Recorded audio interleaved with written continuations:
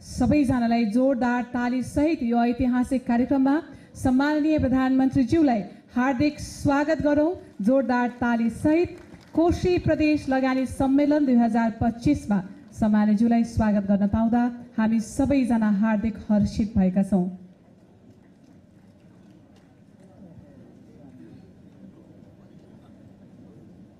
पहिला हामी ताली बजाउँथ्यौं, आजकल सबैको हातमा मोबाइल फोन छ, त्यसैले मोबाइल फोनलाई एकातर्फ हालेर ताली बजाएर सम्माननीय प्रधानमन्त्रीज्यूलाई हामी यो विशेष ऐतिहासिक कार्यक्रममा हार्दिक स्वागत गर्दछौं र अब हामी राष्ट्रिय गानतर्फ अगाडि बढ्दैछौं।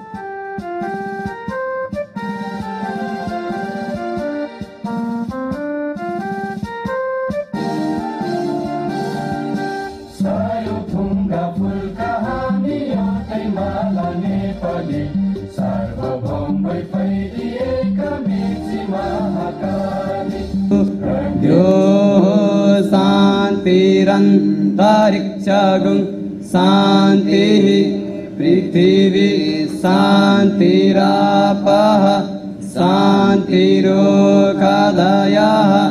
शान्तिः वनस्पतयः शान्ति सर्वे। 2025 को शुभारम्भ सँगै गर्नेछौं।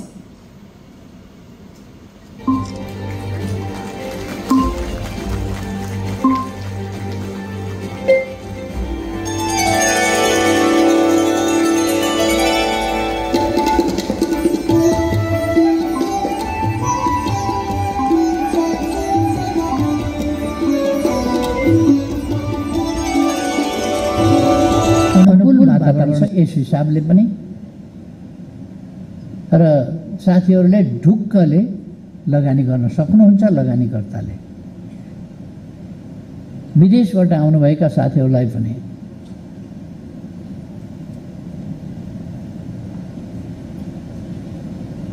यहाँ इन्भेस्टमेन्टका लागि बहुतै फेभरेबल सिचुएसन छ भन्ने कुरा तपाईहरुले एश्योर गर्नुभयो हुन्छ तपाईहरुसँग कुरा हुँदा। अर्को कुरा इन्फ्रास्ट्रक्चरको हिसाबले यस प्रदेशको जहाँ हामी कुरा गरिराखेका छौं यो सडक सञ्जालसँग जोडिएको छ। सबभन्दा दक्षिण बोर्डरको छेउछेउबाट हुलाकी राजमार्ग लगभग तयारी अवस्थामा छ।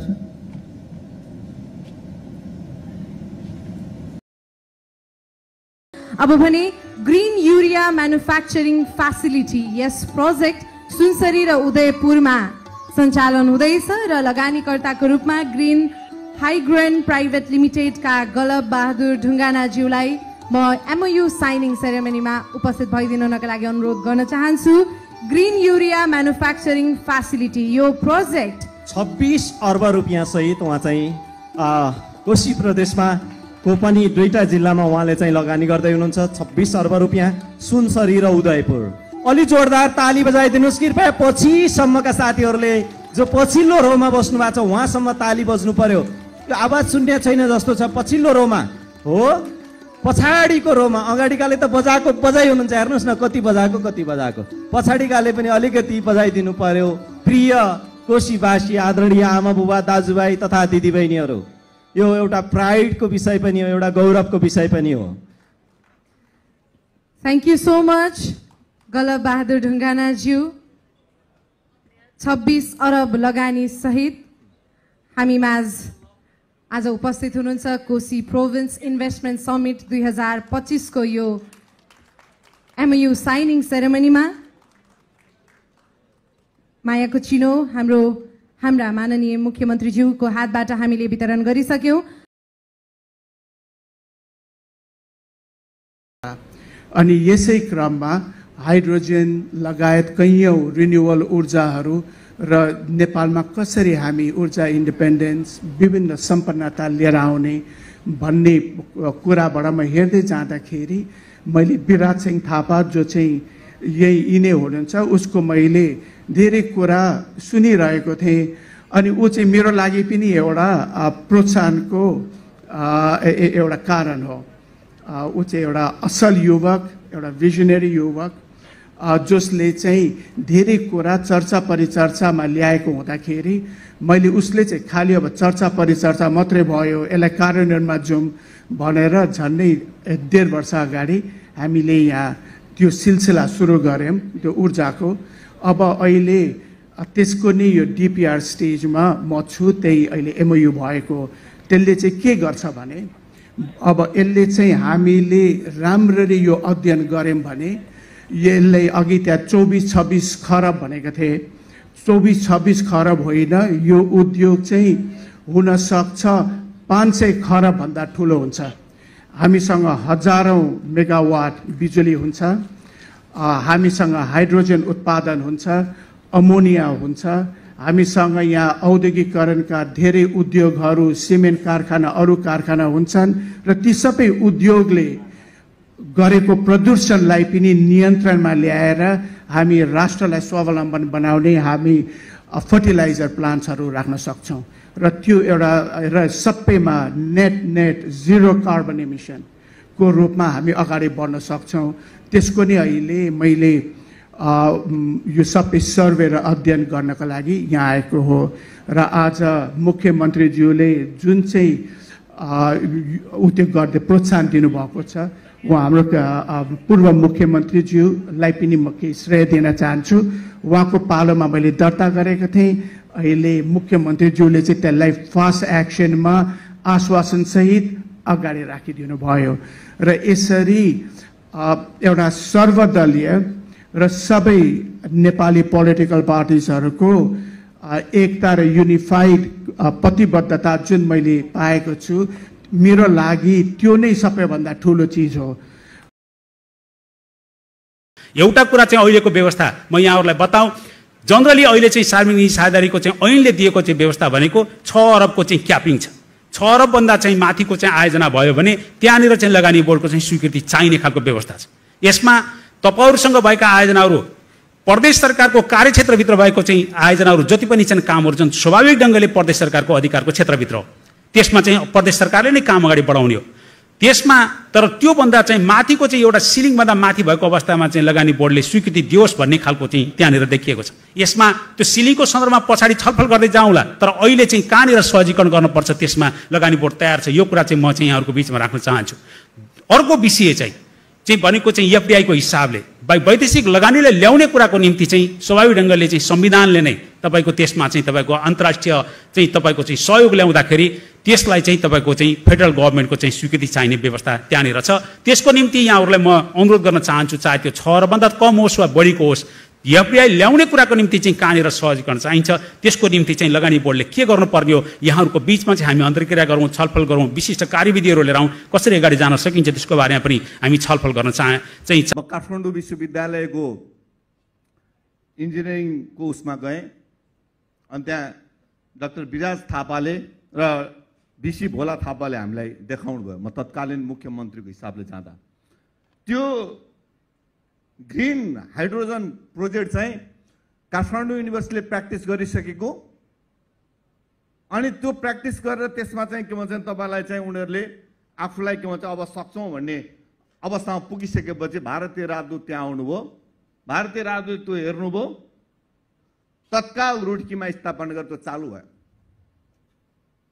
तर हामी कहाँमा लगानी गर्ने मान्छेहरू, मन्त्री लामा लाम जाने, त्यो कारमा फोटो खिचाउने, त्यो मेसिनको छेउमा फोटो खिचाउने अनि आउने, त्यसैमा चलिरहेको। अनि हामीले भन्यौँ होइन, कोशी प्रदेशलाई के चाहिन्छ भन्दा पानीको स्रोत चाहिन्छ। पानीको स्रोत भयो भने यसले त हाइड्रो पावरलाई विस्थापित गर्छ र हाइड्रोजनले के गर्छ भने घरमा पकाउने ग्यास पनि अर्कै आउँछ। भारतबाट ग्यास ल्याउनु पर्दैन, कोशीको पानीबाट ग्यास पनि हुन्छ, गाडी पनि त्यसैबाट कुद्छ, मल पनि त्योबाट बन्छ भनेपछि ल त्यसो भए आउनुहोस् भन्यौँ। हामीले काठमाडौँ युनिभर्सिटीलाई बोलायौँ, यहाँ कुरा गर्दै गएपछि काठमाडौँ युनिभर्सिटीले गालवाल ढुङ्गानालाई यहाँ लिएर आउनुभयो। हामीले ल अगाडि बढौँ भन्यौँ। कतिपय कुरा सङ्घीय कानुन र सङ्घीयको के भन्छ अरे कानुन होइन, सङ्घीयको व्यवहारबाट ढिलो हुने अवस्था छ। हामीले कतिपय कुराहरू यहाँ मैले कुरा उठाउन चाहेँ। अघिल्लो पटक मै मुख्यमन्त्री भएको बेलामा सङ्घीय सरकारले बडो तामझामका साथ करोडौँ खर्च गरेर देशी विदेशी लगानीकर्ता बोलाएर करोडको के भन्छ तपाईँलाई चाहिँ साइन गरायो, लगानीकर्ताले साइन गरे, अहिले 8 जना पनि आउनुभएको छैन, करोड त होइन 8 रुपियाँ पनि आएको छैन। सायद उद्योगमा के भन्छ नि उहाँ नै हुनुहुन्थ्यो होला त्यतिखेर, अहिलेको प्रमुख सचिव नै उद्योगमा हुनुहुन्थ्यो। किनभने कतिपय त्यहाँ सरकारका मानिसहरूले प्रोजेक्ट राख्दै लगानीकर्ताहरूलाई बोलाउँदै अब यसमा हाम्रो हिस्सा के हुन्छ भन्न थाले, त्यसकारण लगानीकर्ता भागे भन्ने सुनियो, पत्र पत्रिकामा आयो। मलाई विश्वास छ त्यो यहाँ हुँदैन, किनभने हामीले लगानीकर्ता खोजेर ल्याएका छौँ, हामीले लगानीकर्तालाई खोजेर ल्याएका छौँ, रोजेर ल्याएका छौँ। त्यस कारणले यहाँका लगानीकर्ताहरूलाई हामी दुःख दिँदैनौँ भन्ने मलाई लाग्छ। किनभने दुःख दियो भने हामी जस्तो खबरदार गर्ने संसदमा जिउँदै बसेका छौँ। र यो हरेक प्रोजेक्टहरू यो कसको हो भन्ने होइन, यो कसले लगानी गर्यो भन्ने होइन, यो सरकारको हो, सरकारको अन्डरमा हुन्छ। यसलाई सरकारले स्वामित्व लिनुपर्छ। लगानीकर्ताहरूलाई पूर्वाधार विकासमा सरकारले टेवा पुर्याउनुपर्छ। लगानीकर्ताहरूलाई पूर्वाधार विकासमा हामीले टेवा पुर्याएनौँ भने लगानीकर्ताहरू मात्र होइन, हाम्रो देशको बेरोजगारी बढ्दै जान्छ। हरेक सांसदहरूको, प्रदेश सांसदहरूले मेरो क्षेत्रमा होइन, यो कोशी प्रदेशभरिको सांसद हो, हरेक सांसद प्रदेश सभाको। त्यसकारण म प्रदेश सभाको सांसदको हिसाबले भन्छु, हरेक प्रोजेक्ट अहिले जति पनि सही भएका छन्, सही हुन बाँकी छन्, त्यो हाम्रो हो, त्यो मेरो हो, कोशी प्रदेश सभा सदस्यको हो। ग्रिन हाइड्रोजनको कुराकानी गर्नुभयो, ग्रिन इनर्जी। मैले अस्ति भर्खरै भेटेँ डाक्टर विराज थापालाई, अहिले यहीँ हुनुहुन्छ डाक्टर विराज, केयुको प्रोफेसर, जसले ग्रिन इनर्जीको सन्दर्भमा रिसर्च गरेर उहाँहरूले त्यसको उत्पादन गरेर त्यसबाट गाडी चलाएर सम्माननीय प्रधानमन्त्री उद्घाटन गर्नु र नीति पनि बनिसक्यो अब प्रयोग गर्ने भनेर। अब त्यो ग्रिन इनर्जी उहाँहरूको रिसर्चले के देखाएको छ भने त्यस इनर्जी चाहिँ सबैभन्दा राम्रो नेपालको हुन्छ र अन्तर्राष्ट्रिय व्यापार ठुलो ग्रिन इनर्जीको हुन्छ भन्ने कुरा। र त्यो सँगसँगै एमोनिया प्रोडक्सन भएर अहिलेको मलको अभाव मात्रै होइन, अन्तर्राष्ट्रिय व्यापार गर्न सक्ने मल चाहिँ उत्पादन हुन्छ हाम्रो यहाँको पोल्युसनलाई एनएमएमा प्रयोग गरेर भन्ने कुरा उहाँहरूले रिसर्च गरेर निकाल्नु भएको छ। त्यो कुरा यहीँबाट लागु हुन्छ।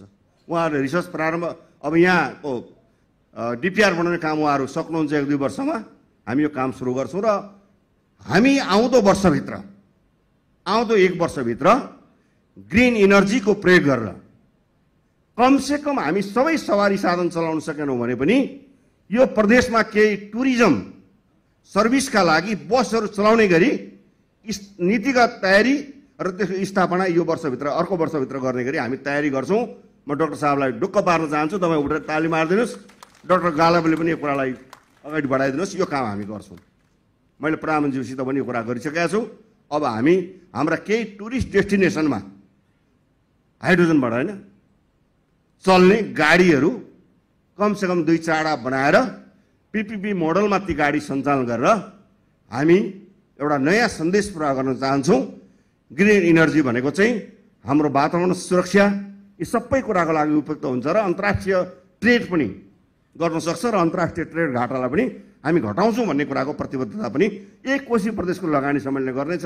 र मेरो बुझाइ छ नेपाली जनताले र कोशीका जनताले हामी कसैले पनि नबिर्सने गरी 2025 मे 1-2 हाम्रा दिमागमा, हाम्रो मानचित्रमा, हाम्रो सबै ठाउँमा रहने गरी हामी हाम्रा कामहरूलाई भोलिबाट अगाडि बढाउँछौँ। यसमा तपाईँहरू सबै एकजुट भएर लाग्नुहोला। यसमा मुख्यमन्त्रीको हैसियतले वा एउटा राजनीतिक नेताको हैसियतले म तपाईँहरूको अगुवाई गर्ने काममा सधैँ प्रतिबद्ध रहनेछु। विराज सिंह थापा एसोसिएट प्रोफेसर काठमाडौँ युनिभर्सिटीको हुनुहुन्छ र उहाँहरूले जुन ग्रिन हाइड्रोजन भनेर चाहिँ नयाँ तरङ्गै ल्याइदिनु भएको छ। हामी केन्द्रमा बसेर रिपोर्टिङ गरिरहँदाखेरि पनि केही महिना अगाडि सम्माननीय प्रधानमन्त्रीज्यूले नै हाइड्रोजनबाट चल्ने कार भनेर ओपनिङ नै गर्नुभएको थियो। उद्घाटन स्थलसम्म कारै चढेर जानुभएको थियो। त्यो हेर्दाखेरि त साँच्चै हामी अब पेट्रोलियम प्रोडक्टको विस्थापनमा हामी गइसक्यौँ कि या प्रतिस्थापनमा गइसक्यौँ कि भन्ने पनि भएको थियो। र यसमा मैले सरसँग जान्न खोजेको चाहिँ 2टा कुरा। एउटा कुरा चाहिँ हामीले ग्रिन हाइड्रोजनलाई चाहिँ डिजेल प्रतिस्थापन गर्ने, डिजेल र कोइला प्रतिस्थापन गर्ने र बिजुलीको खपत बढाउने जुन यो नयाँ इनर्जीको रूपमा हामीले बुझेका छौँ। र सरसँग मैले खास जान्न खोजेको क्वेसन के हो भने चाहिँ यसलाई एकातिर हामीसँग डिजेल र कोइलाको विस्थापित गर्नु पनि छ, अर्को भनेको बिजुलीको खपत बढाउनु पनि छ। गणेश सरहरूले उत्पादन गरि नै रहनु भएको छ, गर्छौँ भने कमिटमेन्ट पनि गरिरहनु भएको छ, त्यसलाई युज त गर्नु पऱ्यो फेरि हामीले। त्यसमा चाहिँ हाम्रो कतिको सम्भावना छ नेपालमा, अन्त जुन टेक्नोलोजी वाइज प्रविधिगत रूपमा हेर्दाखेरि र फाइनेन्स रूपमा हेर्दाखेरि, लगानीको रूपमा हेर्दाखेरि र सम्भावनाको रूपमा हेर्दाखेरि चाहिँ ग्रिन हाइड्रोजन उत्पादनको सम्भावना कति छ र त्यसलाई कसरी अगाडि बढाउँदै हुनुहुन्छ भन्ने बारेमा मैले प्रश्न पार्न धन्यवाद गरेँ हजुर। सम्पूर्ण महानुभावलाई नमस्कार। सम्भावनाकै कुरा भयो, हिजोबाट हामीले धेरै सम्भावनाका कुराहरू सुन्यौँ। कोसीमा सम्भावनाहरूको हामीले आधार पनि हेऱ्यौँ। हामीसँग कोसीमा अपार रूपमा जल छ, त्यो जलले सिंचित गरेको जमिन छ, जमिनलाई संरक्षण गर्ने जङ्गल छ, त्यो जङ्गलभित्र जडीबुटी छ र त्यो जडीबुटीलाई व्यवस्थापन गर्न सक्ने जनशक्ति पनि छ र सायद सबैभन्दा राम्रो जनचेतना पनि छ। यति नै जबले एउटा प्रचलन भएको यस कोशी प्रदेशमा यो इन्भेस्टमेन्ट समिट भइरहेको छ। तर यो सम्भावना भन्दा पनि सबैभन्दा मुख्य कुरा चाहिँ आजको वास्तविकता के हो, यो वास्तविकताबाटै उठान गर्नुपर्छ। वास्तविकता हाम्रो अगाडि छर्लङ्ग छ। यो कोशी समिटमा जुन सगरमाथाको तस्बिर राखिएको छ, सबैजनाले देखिरहनु भएको होला, पारिलो घाममा नाङ्गिएको सगरमाथा चाहिँ कोशी समिटको सेन्टरमा राखिएको तस्बिर हो। यो आजको वास्तविकता तस्बिर भएको भए सायद यहाँ केही हिउँका अंशहरू हुन्थ्यो होला। यसरी नाङ्गिँदै गरेको सगरमाथा, बग्रिँदै गरेको यो हाम्रो जलवायु र परिवर्तन हुँदै गरेको जुन खोलानालाका प्रवृत्तिहरू छन्, अतिवृष्टि अनावृष्टि होइन, र यसले उत्पन्न गरेको सोसियो इकोनोमिक एउटा कन्डिसनले गर्दाखेरि विस्थापित हुँदै गरेको पुँजी, पलायन हुँदै गरेको पुस्ता र खुम्चिँदै गरेको आर्थिक अवस्था, 2% हामी सीमित भइसकेका छौँ जिडिपी, त्यो वास्तविकता हो। र यही वास्तविकताबाट अब हामीले अहिलेसम्म सोचेका प्रोजेक्टहरू चलाइरहेको इकोनोमिक सिस्टमहरू भन्दा फरक दृष्टिकोण राख्न सकिएन, अङ्ग्रेजीमा आउट अफ द बक्स भनेर भनिन्छ, त्यो राख्न सकिएन भने यो इकोनोमिक डेभलपमेन्टबाट अब हामी अगाडि बढ्न सक्दैनौँ। यो हाम्रो समस्या हो र यो हाम्रो मात्रै समस्या भइदिएको भए यसको समाधान सायद हामीले खोज्न सक्दैनौँ होला। जलवायु परिवर्तन ग्लोबल समस्या भएर आयो, पोलर आइसहरू पग्लेका छन्। आज हामी हेर्न सक्छौँ बेलायत, अमेरिका जस्ता विकसित मुलुकहरूमा पनि जलवायु परिवर्तनले हजारौँमा मान्छेहरू मर्न थालिसकेका छन्। त्यसकारण यसको सुरुवात कहाँबाट भयो त्यो पत्ता लाग्नुपर्छ भनेर 50औं वर्ष अगाडिदेखि हामी जस्ता वैज्ञानिक विश्वविद्यालयमा अनुसन्धानहरू भए। तिनका निष्कर्षहरूमा के पुग्यो भने अत्याधिक रूपमा खपत भएको जीवाश्म इन्धन, पेट्रोल, डिजेल, कोइला 200 वर्ष आज 4th जेनेरेसनको हामी इन्डस्ट्रियल रेभोल्युसनको कुरा गर्दैछौँ। पहिलो दोस्रो रेभोल्युसनमै यति हामीले कोइला बाल्यौँ, यति हामीले डिजेल बाल्यौँ कि त्यसको असर अहिले देखिँदैछ, भयानक रूपमा देखिँदैछ। त्यसकारण यसबाट बाहिर निस्किने यो ग्लोबल च्यालेन्ज हो। त्यसकारण यो ग्लोबल च्यालेन्जमा हामीले ऊर्जा बिनाको समृद्धि परिकल्पना हुँदैन, नेपालमा पनि हुँदैन, विश्वमा पनि हुँदैन। त्यसकारण ऊर्जा हामीलाई चाहिएको छ, तर त्यो ऊर्जा चाहिँ नवकरणीय हुनुपर्छ, जलवायु परिवर्तनलाई रोक्ने फर्काउने किसिमको हुनुपर्छ भनेर अगाडि बढ्दै गर्दा अब संसारमा हामीलाई चाहिएको नवकरणीय ऊर्जा छ कि छैन त्यहाँबाट बहस सुरु हुन। हामीलाई चाहिएको परिमाणमा हामीलाई प्राप्त भएको ऊर्जालाई कसरी जोड्ने, कसरी पुर्याउने, कोइलाले पोल्दै गरेको सिमेन्टलाई सूर्य ऊर्जाले कसरी पोल्ने, फलामलाई कसरी पगाल्ने, यी यस्ता चुनौतीहरू हामीसँग छन्। उकाला पहाडमा डिजेलहरूबाट चलिरहेको गाडीलाई ब्याट्रीले धान्न सक्दैन, अब कसरी लैजाने। यो बिचबाट हामीसँग जहाँ जतिखेर जुन परिमाणमा प्राप्त भएको नवकरणीय ऊर्जा छ त्यसले हामीले जहाँ प्रयोग गर्दै गरेको फसिल फ्युल कोइला डिजेल छ त्यसको विस्थापनको लागि एउटा जोड चाहियो, एउटा कडी चाहियो र त्यो कडी आजको दिनमा हाइड्रोजन सम्भावना भएर आइरहेको छ। यो बिजनेस एज युजलबाट आएको होइन, यो नर्मल मार्केटले ड्राइभ गरेको होइन। यो क्लाइमेट चेन्ज, जलवायु परिवर्तनले गर्दाखेरि मानव सभ्यताले विनाशमा जाने खतराको न्यूनीकरण र जोखिमबाट मानव सभ्यतालाई बाहिर लिएर आउने, तर समृद्धिलाई नटुक्राइकन, त्यसलाई कम्प्रोमाइज नगरिकन। यसकारण यो सम्भावनाको बिचबाट हाइड्रोजन आएको हो। हाइड्रोजनको धेरै प्रविधिको बिचमा म जान चाहन्न, तर नेपालको परिपक्षमा हेर्ने हो भने यो हाइड्रोजन ऊर्जा उत्पादन गर्नको लागि संसारलाई चाहिएको, संसारले खोजिरहेको चिज दुईटा हो। एउटा नवकरणीय ऊर्जाबाट निक्लेको बिजुली र अर्को शुद्ध पानी। दुई चाहिँ हामीसँग छ। संसारमा यसको मार्केट छ, डोमेस्टिक मार्केट छ। आज हामी करिब करिब 400 अर्बको इन्धनको आयात गर्छौँ, फसिल फ्युल आयात गर्छौँ। यसले डलरको हामीलाई कम्प्रोमाइज भइरहेको छ। जलवायु परिवर्तनमा हामी आफै सहभागी भइरहेका छौँ र यसको विकल्पको रूपमा चाहिने बिजुलीको उत्पादन देशभित्र भइरहेको छ र यसलाई चाहिने पानी हामीसँग हुँदाखेरि यसलाई कसरी जोड्ने, यसलाई जोड्न त अन्तिममा प्रोजेक्ट चाहियो, यसमा लगानी चाहियो, यसमा कानुन चाहियो, त्यसमा राज्य चाहियो, त्यसमा प्राइभेट सेक्टर चाहियो, हामी जस्ता विज्ञ पनि चाहिएला। यो इकोसिस्टम कसरी बनाउने, सायद यो बहसमा हामी जोडिएका छौँ र कोशी लगानी सम्मेलनमा यो बहसले स्थान पाएको छ। केही प्रोजेक्टहरूमा यसको प्रोजेक्टमा यो इन्टिग्रेट हुन खोजेको छ। यसै बिचबाट हामी अगाडि बढ्नुपर्छ होला। अहिले मैले यति नै राखेँ। धन्यवाद। धन्यवाद सर। म फेरि विराज सरसँग आएँ। अलि जुन अघि आफूले पनि ग्रिन हाइड्रोजनका कुरा गऱ्यौँ, भर्खर गणेश सरले भन्नुभयो हामीलाई वातावरण भनिदिनुहोस्, हामीले जुन 2035 सम्ममा चाहिँ हामीले 28,500 मेगावाट बिजुली उत्पादन गरेर देखाइदिन्छौँ भन्नुभएको छ र त्यसमा ठुलो जिम्मेवारी तपाईँहरूमा आएर अडिन्छ। किनभने खपत गर्ने त तपाईँहरूले हो। हाम्रो हाउस होल्ड त्यति धेरै हाउस होल्डमा खपत गर्ने सम्भावना अलिक कम छ, सकिएला, तर हामीले जुन अपेक्षा गरेका छौँ त्यो रूपमा अलिक कम छ। अब मलाई बताइदिनु न, अब तपाईँहरूले बिजुली खपत पनि गर्नु छ र त्यसमा चाहिँ अब जुन नेपालमा ग्रिन हाइड्रोजन प्रोडक्सनको लागि चाहिँ फाइनेन्सियली कतिको सम्भावना छ र अहिले तपाईँहरूले इनिसिएसन लिनुभएको छ, सुरुवात गर्दै हुनुहुन्छ, यो बेलामा नाफाको कुरा नहोला, तर भोलिका दिनमा त त्यसमा निजी क्षेत्रलाई पनि सहभागी गराउनुपर्ने हुन्छ। त्यसमा कोशी प्रदेश पनि त्यहाँ त्यसमा कसरी सहभागी हुन सक्छ। समग्रमा मेरो क्वेसन भनेको के हो भने चाहिँ ग्रिन हाइड्रोजन उत्पादनको लागि चाहिँ नाफाको रूपमा, या गणेश सरहरू त नाफा नदेखि जानु पनि हुन्न, उहाँहरूको धर्म नै नाफा हो नि त, त्यो जाने कुरा पनि भएन। अब कति लगानी लाग्छ, टेन्टेटिभ लगानी कति लाग्छ र यसमा कति वर्षमा हामी चाहिँ त्यो नाफा लिन सक्ने लेभलमा पुग्न सक्छौँ, किनकि त्यो सेक्टरमा निजी क्षेत्रलाई सहभागी गराउनको लागि र कोशी प्रदेशमा हाइड्रोजन उत्पादनको सम्भावना या त्यसलाई प्र्याक्टिकल तपाईँहरू त अस्ति एक दिन अगाडि आएर पनि मुख्यमन्त्रीज्यूहरूसँग छलफल गर्नुभएको थियो, के कुराहरू गर्नु पनि भएको थियो, त्यसबारेमा अलिक डिटेलमा बताइदिनु न। धन्यवाद।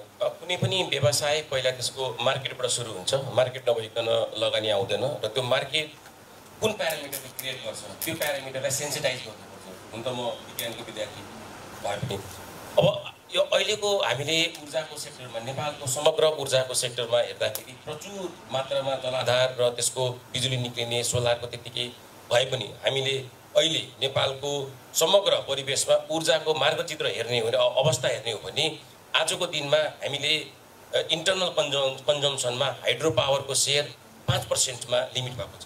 विगतका धेरै प्रयासहरू बावजुद पनि टोटल सेयरमा 100% एनर्जी कन्ज्युम गर्दा 5, अहिले यसपालि 7 भएको हुन्छ, 10 घटेको छैन हैन, 5-7 मात्र। तर हामीले पेट्रोलियम पदार्थ पनि ऊर्जा हो। अब हामीले यसलाई उपभोगको सामग्री आयात गर्नुपर्ने हुनाले अर्को मन्त्रालयको तर्फबाट अर्को दृष्टिकोणबाट हेऱ्यौँ, तर वास्तवमा यो ऊर्जा हो। तपाईँले कटारमा गएर हेर्नुभयो भने पेट्रोलियम मन्त्रालय छैन, आपूर्ति मन्त्रालय छैन, ऊर्जा मन्त्रालय छ जसले पेट्रोलियमको व्यवस्थापन, उत्पादन, भण्डारण, बिक्री वितरण गर्छ र उसले आफूलाई ऊर्जा मन्त्रालय भन्छ, एनर्जी मिनिस्ट्री भन्छ। त्यस्तै गरेर तर नेपालको एनर्जी मिनिस्ट्री चाहिँ हामी केवल हाइड्रो पावरमा फोकस भयौँ र त्यो हाइड्रो पावर जसले हाम्रो टोटल एनर्जी कन्जम्सनमा 5% घट्न सकेको छ। तर त्यसको साइडमा हेर्ने हो भने पेट्रोलियम 30-35 छ, त्यहाँबाट बायोमास। पेट्रोलियमलाई पनि ब्रेकडाउन गर्ने हो भने आजको दिनमा सारा संसारले नियम बनाएर, कानुन बनाएर दण्डनीय अपराधको रूपमा घोषणा गरेर कोइलाको विस्थापन गर्दैछ। बेलायतले लिड लिएको छ। 2024मै बेलायतले अन्तिम पटक आफ्नो टेरिटोरीमा कानुनसम्म कोइला बाल्यो र आजको दिनमा बेलायतमा कोइला बाल्न पाइँदैन। नेपाललाई हेरौँ, नेपालमा विगत 5 वर्ष हेर्ने हो भने प्रत्येक वर्ष कोइलाको खपत 1%ले बढ्दै गएको छ।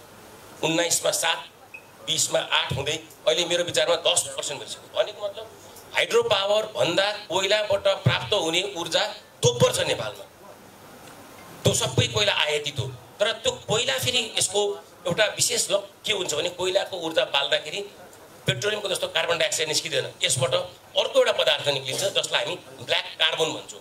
र यो ब्ल्याक कार्बन धेरै टाढासम्म जान सक्दैन, तर हिउँमा गएर बस्यो भने कार्बन डाइअक्साइडले भन्दा 10 गुणा चाँडो र 10 गुणा धेरै इन्टेन्सिटीमा हिमाल पगाल्छ। त्यसकारण हामीले अहिले फर्केर हेर्दाखेरि हाइड्रो पावर भन्दा दोब्बर प्रयोग हुँदै गरेको कोइलाको आन्तरिक मार्केट मात्रै व्यवस्थापन गर्न सक्यौँ भने हामीलाई आन्तरिक बजार ठुलो छ, हाइड्रो पावरको बजार ठुलो छ। त्यो कोइला कहाँ जान्छ हेर्नु पर्यो। त्यो कुन इकोनोमीलाई ड्राइभ गरिरहेको छ? किन चीन, बेलायत, अमेरिका, अस्ट्रेलियाले कोइला पाल्न नहुने भन्दै गर्दा हामी कोइलाको हेभेन भन्दैछौँ, किनभने अब कोइला अरूतिर बिग्दैन। कोशीमा हो, कोशी एकदम धेरै इन्डस्ट्री भएको देश, धेरै ऊर्जा उत्पादन गर्न सक्ने सम्भावना भएको देश र धेरै ऊर्जा खपत पनि गर्ने देश भने प्रदेश, जसले गर्दा लोड सेडिङ भयो। तर अब कोशीलाई फर्केर हेर्दाखेरि कोशीमा विद्युतले ऊर्जाको माग 7% हानेको छ। राम्रो कुरा हो, देशमा 5% छ, कोशी एक्लैले 7%। तर कोशी प्रदेश यस्तो प्रदेश हो जसले कोशी प्रदेशमा ऊर्जाको माग कोइलाबाट कति छ? कसैले गेस गर्न सक्नुहुन्छ होला? कोशी प्रदेशमा कोइलाकोबाट ऊर्जाको माग आपूर्ति कति भएको छ? 21% छ। ऊर्जा मन्त्रालयको डेटाले भन्छ 7% बिजुलीले उद्योगलाई ऊर्जा दिँदै गर्दा 21% ऊर्जा किन कोइलाबाट कोशी प्रदेश आइरहेको छ? त्यसको व्यवस्थापन कसरी गर्न सक्छौँ र त्यो व्यवस्थापन गर्दाखेरि त्यसले कुन इकोनोमी छुन्छ? कोशीकै टुप्पोमा सगरमाथा छ, यहाँ पोलेको कोइलाबाट निक्लेको ब्ल्याक कार्बन सबैभन्दा पहिले सगरमाथामा पुग्छ र त्यो सगरमाथाको दुर्दशा यस्तो छ। सायद मैले भन्नै पर्छ, विज्ञानले र विकासले सबैभन्दा ठुलो बलात् भनेको यो दृश्य हो। हिरोसिमा नागासाकी भन्दा पनि ठुलो परिदृश्य हो र त्यो परिदृश्य हामी मालिक भनेर चिनाउनु भयो हिमाललाई। कुनै पनि मालिकले आफ्नो उद्योग घटेर गएको, डुबेर गएको, ब्याङ्क्रप्ट भएको हेरेर चाहँदैन, बढेर गएको हेरेर चाहन्छ। तर हामी आफै कोइला पोलेर यो परिदृश्यमा सहभागी भएका छौँ, यो विज्ञानले पुष्टि गरिसक्यो। त्यसकारण कोशी प्रदेश हाइड्रो पावरको 36,000 भन्नुपर्छ, 28,000 मेगावाटको सम्भावना भएको प्रदेशमा 21% ऊर्जा उद्योगमा कोइलाबाट जानु हुँदैन। त्यसको व्यवस्थापन गरिनुपर्छ। इकोनोमिक ड्राइभरहरू त हामीले बनाउने हो। 2 वर्ष अगाडि फर्केर हेर्दा कसलाई थाहा थियो एआईले यस्तो मार्केट लिएला, एआईको इकोनोमी होला? तर एआईको फाउन्डेसन दुईटा हो, हातमा मोबाइल तर मोबाइलमा इन्टरनेट। एआई आफै बस्छ। हाइड्रोजनको दुईटा फेरि माग हो, जलविद्युत र पानी। त्यो हामीसँग छ। हुन त एआई पनि हामीले बनाएको होइन, अर्काले बनाइदिएर चलाएको, तर हाइड्रोजन हामी बनाउन सक्छौँ र आन्तरिक मार्केट छ। 2-3 कुरा भन्न चाहे नेपालको परिदृश्यमा आज हामीले खपत गर्ने उद्योगमा चाहिने कच्चा पदार्थको रूपमा हेर्ने अन्न बाली बाहेक 400 अर्बको त हामी खाना किन्छौँ होइन?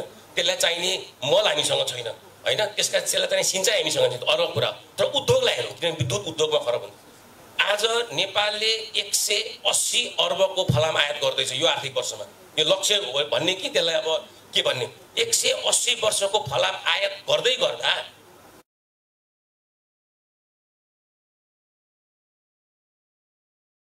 फलाम खानी हामीसँग छ।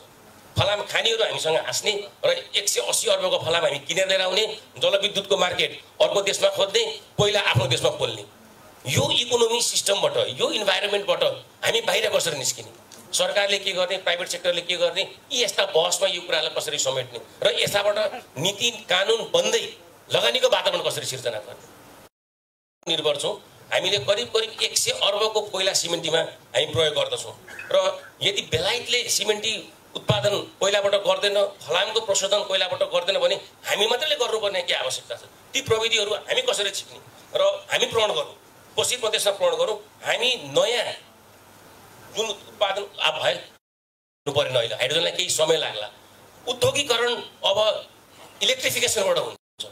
हामी नयाँ उद्योगलाई इलेक्ट्रिफिकेसनबाट तिमी आउँछौ भने तिमीलाई यति क्रेडिट दिन्छौँ, यसरी हामी सहुलियत दिन्छौँ। नेपालमा र कोशी प्रदेशमा आउने प्रत्येक लगानीहरूले हाम्रो जलविद्युत र हाम्रो बिजुलीलाई कसरी खपत गर्छ त्यसको मार्गचित्र बनाएर मात्रै तिमी पेश गर भन्ने एउटा नीतिगत निर्णय हामीले लिन सक्नुपर्छ। त्यसैबाट सम्पूर्ण द्वारहरू खुलेर जान्छन् र त्यसैबाट इन्भेस्टमेन्ट ब्याङ्कहरू सबै लगानी गर्न तयार हुन्छन्। धन्यवाद। हस् विराज सर, धन्यवाद। नयाँ प्रविधिको कुरा आयो होइन? यो जहिले पनि यो नयाँ चिजमा जम्प गर्दाखेरि दुईटा पार्ट हुन्छ। एउटा पार्ट हो टेक्नोलोजीको हुन्छ, अर्को पार्ट हो फाइनेन्स हुन्छ। र टेक्नोलोजी र फाइनेन्सको बिचमा मार्केट र डिमान्डको कुरा हुन्छ। अब हाइड्रोजन अथवा नवकरणीय ऊर्जाको प्रयोगमा टेक्नोलोजीको यति द्रुत गतिमा विकास भएको छ। एआई पछाडिको सबैभन्दा ठुलो द्रुत गतिमा विकास भएको आजको प्रविधि कुनै पनि विश्वविद्यालय भइरहेको अनुसन्धान हेर्ने हो भने त्यो हाइड्रोजनमा छ। प्रत्येक विश्वविद्यालयले अरबौँको रिसर्च ग्रान्ट, 100औं सङ्ख्यामा पिएचडीको ओपनिङ्सहरू भइरहेको, जसले गर्दा भविष्यको टेक्नोलोजी चाहिँ हाइड्रोजनमा जाँदैछ भन्ने कुरा क्लियर छ। अब अर्को चुनौती आयो डिमान्डको। डिमान्ड चाहिँ यो क्लाइमेट चेन्जले गर्दाखेरि नवकरणीय ऊर्जाको फोर्सफुल पेनिट्रेसन टु रिप्लेस फसिल फ्युल, यो एउटा पोलिटिकल कमिटमेन्ट हो। यो COP26बाट सुरु भएर प्रत्येक देशको नेसनली डिटरमाइन्ड कन्ट्रिब्युसनमा फसिल फ्युलको रिप्लेसमेन्टमा ग्रिन एनर्जीको पेनिट्रेसन बाध्यकारी भएर आएको छ, जसलाई नेसनल एडाप्टेसन प्लान भनेको छ। नेपालले पनि आफ्नो नेसनल एडाप्टेसन प्लान जारी गरिसकेको छ, त्यसले मार्केट क्रिएट गर्छ। अब यो बिचमा चाहियो इन्भेस्टमेन्ट। यो इन्भेस्टमेन्ट चाहिँ हाइड्रोजन अथवा नवकरणीय ऊर्जाको प्रयोग चाहिँ यो डिमान्ड र सप्लाईबाट गभर्न हुँदैन। प्रत्येक कमोडिटी डिमान्ड र सप्लाईले यसको मार्केटमा इन्भेस्टमेन्ट डिटरमाइन गर्छ। यहाँ चाहिँ क्लाइमेट सक एप्रोच भन्ने नयाँ कन्सेप्ट आएको छ, जसले गर्दाखेरि डिमान्ड र सप्लाईको बिचको ग्यापलाई चाहिँ डिस्ट्रक्सन गरिदिनुपर्छ भन्ने आएको छ र यसले गर्दाखेरि नयाँ किसिमको फाइनेन्सिङ मेकानिजम आएको छ।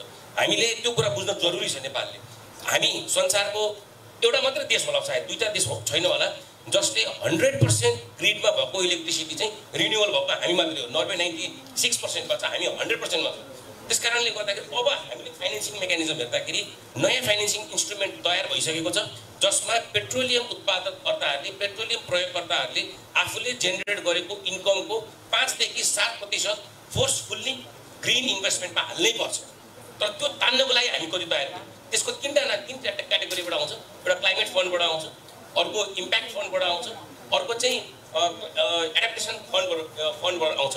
यसको लागि हामी कसरी तयार हुने र प्रत्येक देशले $100 मिलियन को तेल व्यापार गर्छ भने $5 मिलियन ग्रिन इन्भेस्टमेन्टमा हाल्नै पर्छ र त्यो ग्रिन इन्भेस्टमेन्ट हामी लिएर आउन सक्छौँ। र त्यसको एउटा मात्रै सबभन्दा फर्स्ट क्राइटेरिया भनेको तपाईँले आजसम्म प्रयोग गर्दै गरेको फसिल फ्युलबाट ड्राइभ भएको एनर्जी सेक्टरलाई तपाईँ आफैले उत्पादन गरेको ग्रिन इनर्जीले तपाईँ रिप्लेस गर्न सक्नुहुन्छ भने you are qualified for green investment impact fund. र कोशी प्रदेश 21% ऊर्जा हामी कोइलाबाट दिँदैछौँ। हामी संसारमा हाइड्रो पावरमा नम्बर 1 भए जस्तै इम्प्याक्ट फन्ड तान्न नम्बर 1 हुन्छ। म मुख्यमन्त्री र मुख्यमन्त्रीको सल्लाहकारलाई अनुरोध गर्न चाहन्छु प्रदेशभित्र पनि यो climate fund, impact fund, green फन्डहरूको बुझ्ने एउटा संयन्त्र तयार होस् र त्यो संयन्त्रबाट आएको पैसा चाहिँ पब्लिक प्राइभेट पार्टनरसिप एप्रोचमा मात्र खर्च गर्न पाइन्छ। त्यो इकोसिस्टम त सरकारले डेभलप गर्नुपर्छ र त्यो डकुमेन्टमा सरकारको छाप हुनुपर्छ। प्राइभेट सेक्टरमा पैसा आउँछ, त्यो पैसा तयार छ, ल्याउने बाटो हामीले नै खोज्नुपर्छ। हस्, थ्याङ्क यू सर।